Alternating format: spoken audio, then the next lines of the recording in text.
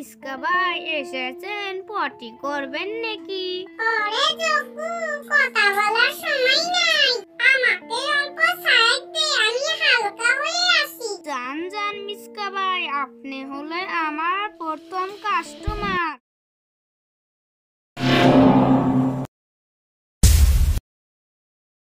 কাকুলি শুনেছ, বহুত ব্যবসা করলাম, কোনো ব্যবসায় লাভবান হতে পারলাম না।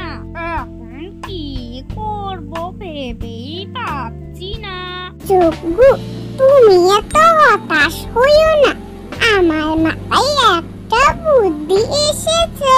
কি বুদ্ধি কাকুলি?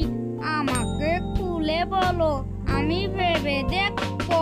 জগ্গু, তাহলে শোনো, তুমি এক কাজ করো, আজকাল রাস্তাঘাটে সবাই পটি করে, সেজন্য বায়ু দূষিত হয়ে সবার বেমার আজার বেড়ে যাচ্ছে।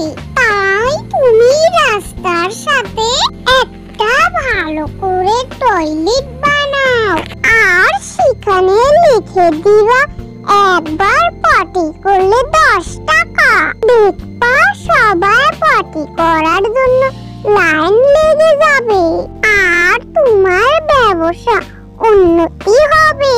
বাহ কাকুলি, তুমি তো সুন্দর কথা বলেছ, এটা তো আমার মাথায় আসে নাই। তাহলে আমি কাল থেকে শুরু করব। লালু, আমার পেটের ভিতরে মোচড় দিচ্ছে, আমার পটি পটি ভাব লাগছে, এখন কি করব? আরে উস্তাদ, এত চিন্তা করছেন কেন? আর একটু সামনের দিকে এগিয়ে যান, দেখতে পাবেন জগ্গু টয়লেটের ব্যবসা আরম্ভ করছে। তাহলে লালু থাক, আমি যাচ্ছি।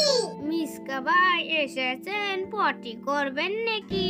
ওরে জগ্গু, কথা বলার সময় নাই, আমাকে অল্প সাইড দে, আমি হালকা হয়ে আসি। জান জান মিসকা ভাই, আপনি হলে আমার প্রথম কাস্টমার। বাহ, কি আরাম লাগছে রে, তোর বিল কত হয়েছে? বেশি না মিসকা ভাই, মাত্র 10 টাকা হয়েছে। তুই আমার বড় উপকার করলি, আমি খুশি হয়ে তোকে 20 টাকা দিলাম। বাহ, ব্যবসাটা তো খুব ভালো, 10 টাকা হয়েছে। মিসকা ভাই খুশি হয়ে 20 টাকা দিল।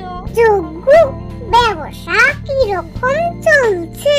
খুব অসাধারণ, এবার তোমার বুদ্ধিটা কাজে লেগেছে।